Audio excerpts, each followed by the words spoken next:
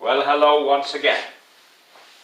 This is me, Leonard Wells, broadcasting as usual from Haslingden, 30 miles or 50 kilometres due north of Manchester in the UK, on Sunday the 16th of October 2011.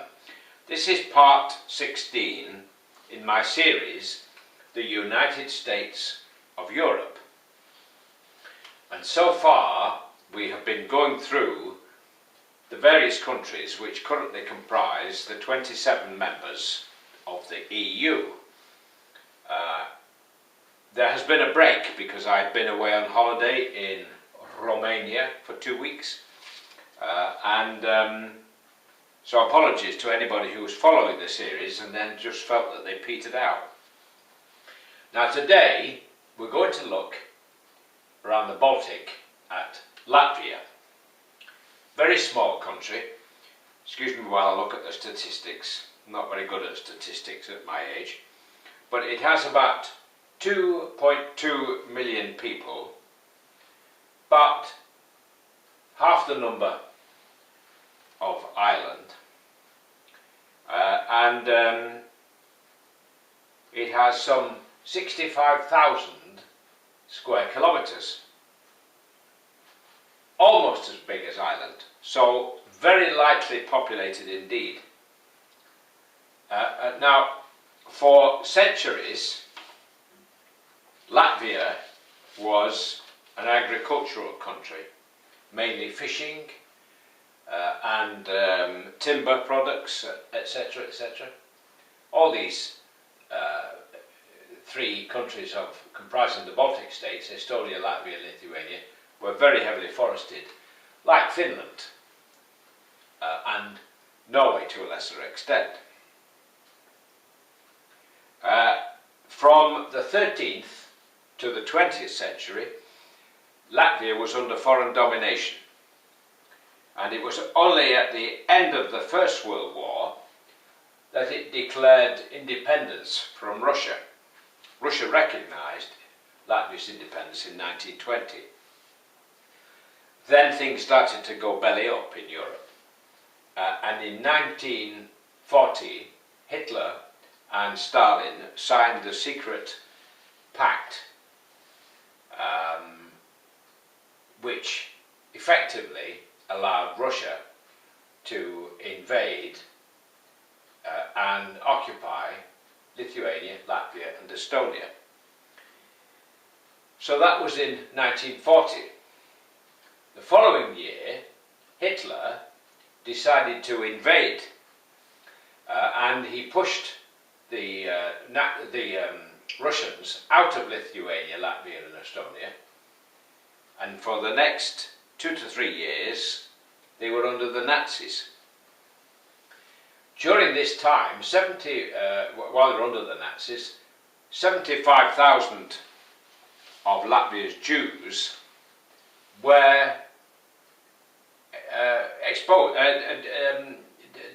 disposed of. They were executed, and largely by forces, Latvian forces trained under the Nazis. Then in 1944, of course, the Russians started to defeat the Germans and pushed the Nazis out of those 3 states and occupied them again. And they were occupied for the best part of 50 years thereafter by the Russians. So there's no love lost between the Latvians or the Estonians and the Lithuanians and the Russians.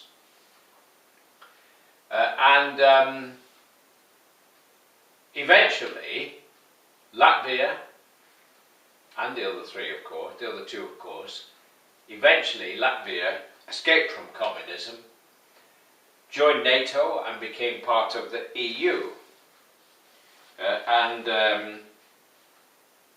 Currently they are full members, as are the others. Still has its own currency, Latvia, but I think I'm right in saying, it's very, very complicated all this.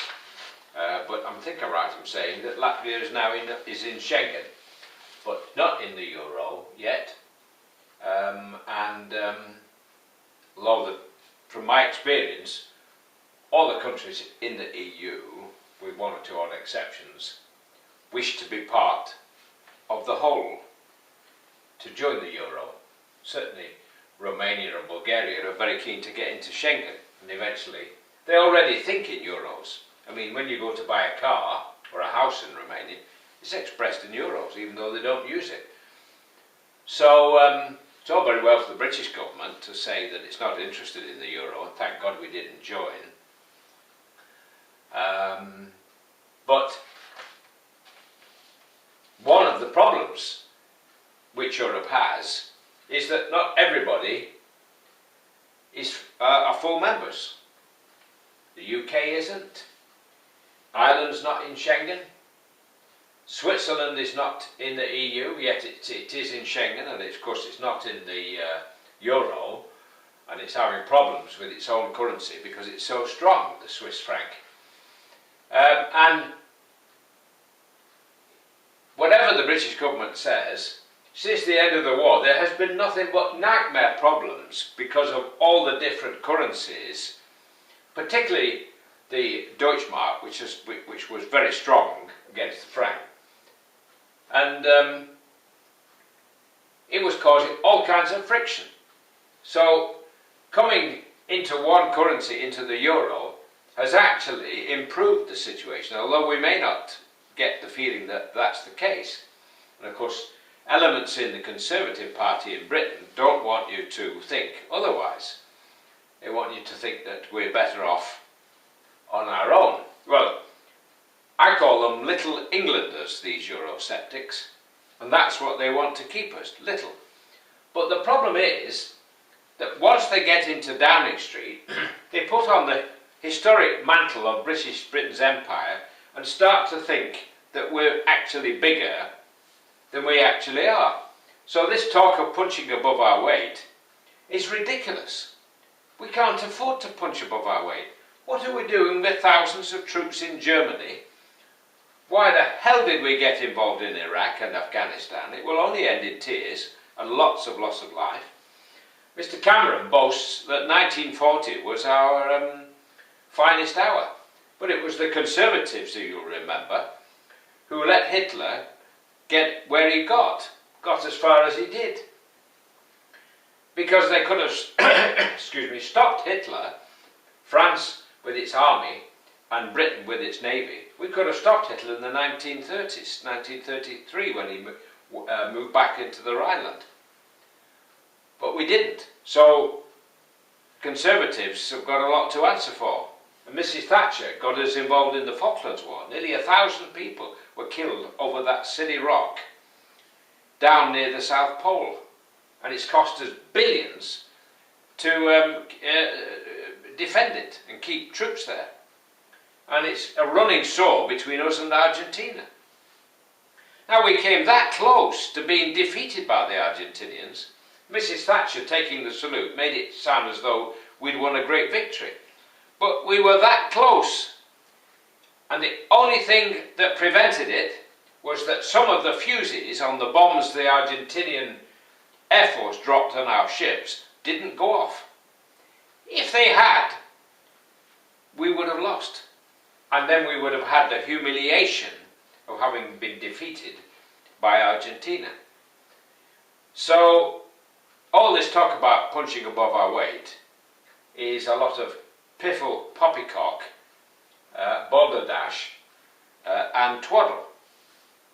And the sooner we came to reality, the better. The United States of Europe is my dream. And if it ever happens, we may never have problems like wars in Iraq again, because we would have a United States of Europe with a president like they have in America, so that Britain would be one of the states, just as California is one of the states in the United States of Europe. And let me give you an idea of how strong the European Union is. Our gross domestic product of the current 27 members is almost as great as that of China and the US combined. Can you imagine that? Great as China and the US combined. And if we can bring the other countries in, Turkey and the rest of the Balkan states, and maybe one day the Ukraine, Europe would then be the most powerful force on the planet. I mean, for 2,000 years we've had nothing but wars, and we've killed each other by the millions. And by keeping separate, we just create friction between ourselves. All this talk about immigrants and all the rest of it, it's usually these right-wingers who don't really like the human race, I get the impression, unless it's British. But anyway, one day we will have this peace. We have the prospect now of 2,000 years of peace with the EU, what a wonderful thing to be able to give our children 2,000 years of peace. When you look back, there was nothing glorious about the First and Second World Wars. Nothing glorious at all. It was just stupidity. Millions died, suffered, because of stupidity. Now we have a chance because the EU forces us to talk, and we're not likely to see Germany and France fighting again. But just to give you an idea how close we came, you remember when some people started to get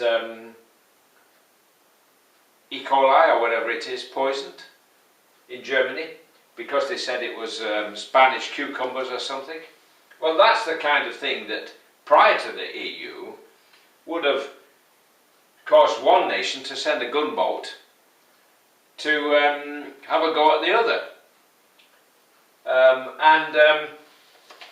I've waffled on a lot longer than I expected. I suppose having been away for a fortnight, the urge to get back in the driving seat again has gone to my head a bit.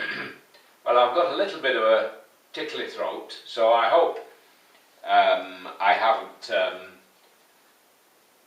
bored you and that you could hear me. That's Latvia.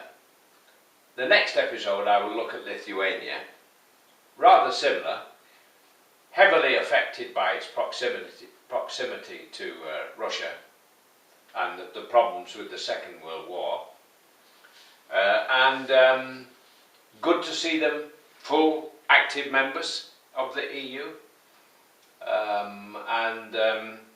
I just pray that we will play our role properly one day soon. I mean, we wanted to join. We laughed when the Germans and the French started the iron and steel community. We said it would never work. It wasn't long before we were begging to join the EU.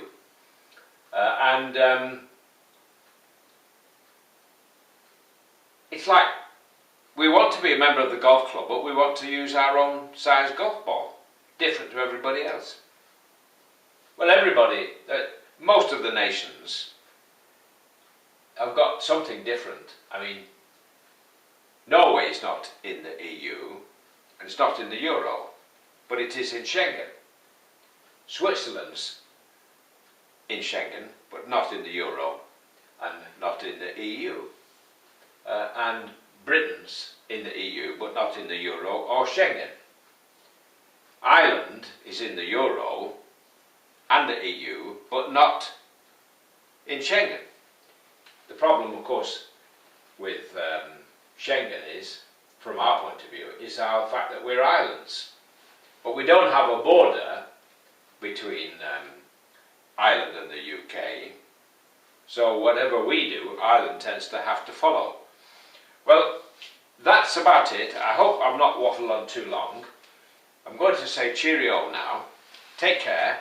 Bye for now.